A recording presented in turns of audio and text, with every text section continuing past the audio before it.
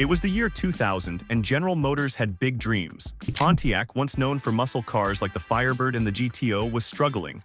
The company needed something new, something bold, something that could bring back attention.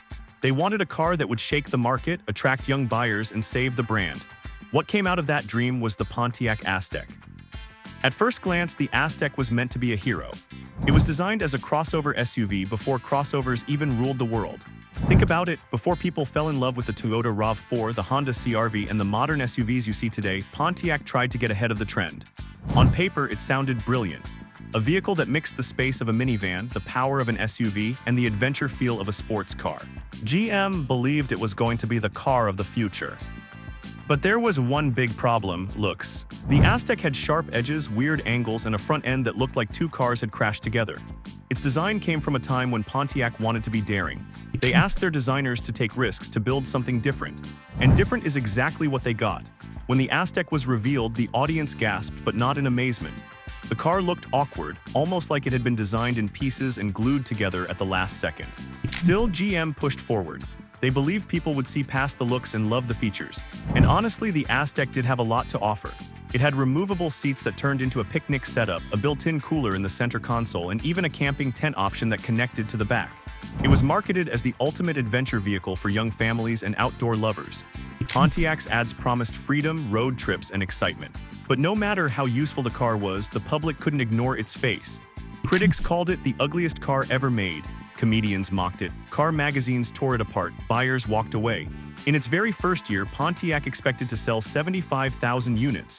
They only sold about 27,000. That was a disaster. Yet the Aztek didn't fade away quietly. Instead, it became a cultural punchline. People remembered it not for its features, but for its failure. And that failure carried a heavy cost. Pontiac's reputation, already weak, began to crumble even faster. Ironically, the Aztek would later gain fame for something Pontiac never expected. Years after it left the market, the car became a star on the TV show Breaking Bad. The main character, Walter White, drove an Aztek, and suddenly the world saw it again. Not as a stylish car, not as a success story, but as a symbol of a man whose life was falling apart. That image stuck, and for many people, the Aztek became forever linked to failure. But the true tragedy wasn't just the car's looks. It was how badly GM handled the situation. Behind closed doors, executives knew the Aztek looked strange. Designers begged for more time to fix it, to smooth the lines, to make it less shocking. But GM rushed it out anyway, desperate to fill a gap in their lineup. They thought people would forgive the design once they experienced the practicality. Instead, the opposite happened. People never even gave it a chance. This wasn't just about one car. For Pontiac, the Aztek became a symbol of bad decisions, corporate pressure, and lost identity. Once the brand of cool sports cars, Pontiac was now known for building one of the ugliest cars in history. And that's where the real story begins. Because the Aztek didn't just fail, it nearly dragged Pontiac into the grave. The Pontiac Aztek was supposed to be the savior. Instead, it became the warning sign that the brand was in serious danger. For decades, Pontiac had built its image on speed, style, and excitement. The GTO of the 1960s was a muscle car icon. The Firebird and Trans Am made young drivers dream of freedom, but by the late 1990s, Pontiac had lost its way. The Aztek was their big gamble, and when it failed, it dragged everything else down with it. General Motors had poured money into the Aztek project, believing it would revive the brand. But when sales collapsed, GM was left with warehouses full of unsold cars. Dealers struggled to move them, even with big discounts. People just didn't want to be seen driving one. The word spread fast: if you bought an Aztek, you were buying a joke. And jokes don't sell cars. The financial damage was brutal. Instead of making Pontiac look modern and bold, the Aztek made the brand look clueless. Sales across the lineup fell. Customers who once loved Pontiac moved to other companies, Honda, Toyota, Ford, brands that offered cars with better design and stronger reputations. Pontiac's image problem grew so large that even their other models, cars that had nothing to do with the Aztek, started suffering. It was guilt by association. Inside General Motors, panic set in. The Aztek wasn't just a flop, it was a symbol of GM's larger problems. For years, the company had been criticized for cutting corners, rushing designs, and ignoring customer feedback. The Aztek proved all of it true. Executives tried to defend the car, saying it was ahead of its time. Maybe it was. After all, today's crossovers, cars like the Toyota RAV4 or Honda Pilot, look a lot like what the Aztek was trying to be. But back then, people weren't ready. And even if they were, the Aztek's design was too extreme for anyone to embrace. Pontiac's other cars tried to carry the weight. The Grand AM, the Bonneville, the Montana minivan, none of them were strong enough to save the brand. The Firebird was aging. The GTO came back in the early 2000s, but it was too expensive and lacked the raw appeal of the original. Pontiac was losing money, and the Aztek was always the shadow hanging over it. Then came the final blow, the 2008 financial crisis. Car companies everywhere were struggling, but GM was hit the hardest. The government bailout forced GM to make tough choices. They had to cut brands that weren't performing, brands that had no future, and Pontiac was at the top of that list. It was almost cruel. Pontiac had once been a shining star of the American car industry. Now it was reduced to a burden. In 2009, GM announced that Pontiac would be shut down. By 2010, the brand was gone. Dealers closed, workers lost their jobs, and fans were left heartbroken. For many, Pontiac represented American muscle, rebellion, and personality. To see it vanish felt like losing a part of history. And through it all, one car was remembered as the beginning of the end, the Aztek. It wasn't the only reason Pontiac died, but it was the most visible one.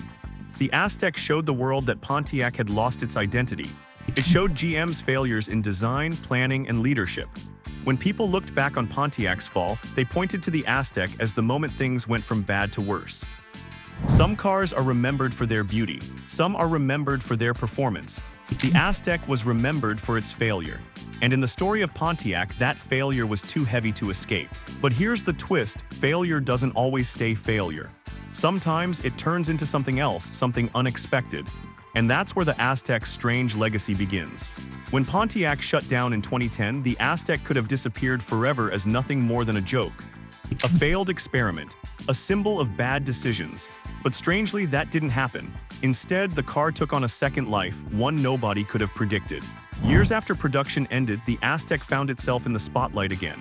And this time, it wasn't on a dealership lot or in a car magazine, it was on television. The hit TV show Breaking Bad introduced millions of people to Walter White, a man whose ordinary life slowly collapsed into chaos. And what car did he drive? The Pontiac Aztek. At first, it seemed like an odd choice, but that was exactly the point. The Aztek wasn't flashy, it wasn't cool, it wasn't even respected. It was awkward, sad, and overlooked, just like Walter White at the beginning of the show. The car became a symbol of his life. And suddenly, millions of people who had never cared about the Aztek were paying attention. The strange thing is, the show gave the car a kind of cult status. People began to see it differently. What once was mocked as the ugliest car ever made was now remembered as part of one of the greatest TV shows of all time. Collectors started hunting for Azteks, not because they loved the design, but because they wanted a piece of pop culture history. The same car that was laughed at in 2001 was suddenly selling for good money years later. But the Aztek's legacy goes even deeper. In some ways, it was ahead of its time. Look at today's crossovers and SUVs. They're everywhere. Families love them, young drivers love them, and car companies can't sell them fast enough. Features like built-in coolers, removable seats, and camping add-ons, those ideas are common now. The Aztek wasn't wrong, it was just too early. If it had come out 10 years later, maybe the story would have been different. And so the Aztek became more than just a failed car. It became a reminder. A reminder that innovation is risky, that trying to be bold can backfire, but also that sometimes failure is only temporary. What looks like a disaster in one era can become iconic in another. For Pontiac, though, the Aztek was a wound that never healed. The brand is gone, and the Aztek's name will forever be tied to its downfall. Ask anyone about Pontiac's history, and the Aztek always comes up. Some people laugh, some people shake their heads, and some people say it deserved better. But nobody forgets it. And maybe that's the strangest part of all: Pontiac died, but the Aztek lived on. Think about it, how many cars do people still talk about 20 years later, not for success, but for failure? Very few. The Aztek is one of them. Its story is told in YouTube videos, TV shows, memes, car blogs, and conversations among friends. People still argue about whether it was misunderstood genius or just plain ugly. And that's where the real legacy lies. The Aztek didn't save Pontiac, it didn't sell well, it didn't win hearts, but it made people remember. It forced the world to pay attention, even if that attention came in the form of criticism. In the end, the Aztek gave Pontiac something rare: immortality. Because while many cars fade into history, forgotten and ignored, the Aztek is still here, still talked about, still debated, still unforgettable.